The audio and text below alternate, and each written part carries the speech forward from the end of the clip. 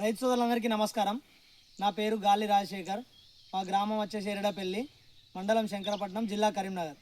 మాకు గంగిపల్లి సొసైటీలో ఇఫ్కో కంపెనీ వారు నానో డిఏపి అంటే సీడ్ ట్రీట్మెంట్కు, అంటే మనం ఏదైతే ముందు నారు పోసుకుంటామో ఆ టైంలో మనం నారు మొలక కోసం అని సీడ్ ట్రీట్మెంట్లో మాకు ఒక బాటిల్ డెమో కింద ఇచ్చారు నానో డిఏపి.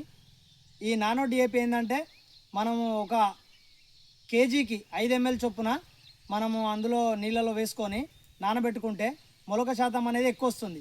అదే సీడ్ ట్రీట్మెంట్ చేయండి అంటే నానో డిఏపి వాడండి, మొలక శాతం అనేది తగ్గుతుంది.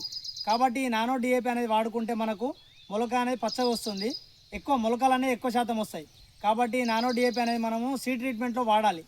వాడితే దానివల్ల ఏంటంటే మనకు ప్రయోజనం మొలకలు అనేవి అత్యధికంగా వస్తుంది, ప్లస్ మన పచ్చదనం కూడా వస్తుంది.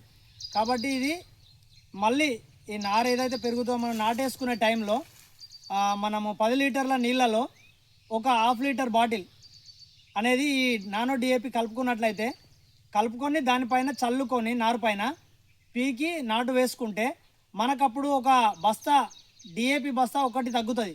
అంటే ఒక బస్తా ఖర్చు మనం తగ్గించుకోవచ్చు.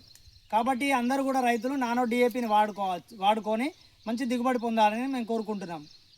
అదేవిధంగా మనం చూసుకున్నట్లయితే నానో యూరియా ఎట్లా అంటే మనం ఒక ఎకరానికి ఒక బాటిల్ చొప్పున వాడుకున్నట్లయితే మనము ఏంటంటే ఈ యూరియాని తగ్గించుకోవడం కోసం, అంటే బస్తాలు ఇప్పుడు మన కొరతగా ఏర్పడుతుంది కాబట్టి దీనివల్ల ఏంటంటే మొక్క అత్యధికంగా ఎక్కువ రోజుల పాటు పచ్చదనంగా ఉంటుంది, చీడపీడల నివారణ నుంచి రక్షణ పొందుతుంది. కాబట్టి మీరు అందరూ కూడా నానో యూరియాని ఎక్కువగా వాడి అత్యధిక దిగుబడులు పొందగలరని నేను కోరుకుంటున్నాను. అందరికీ నా యొక్క నమస్కారం.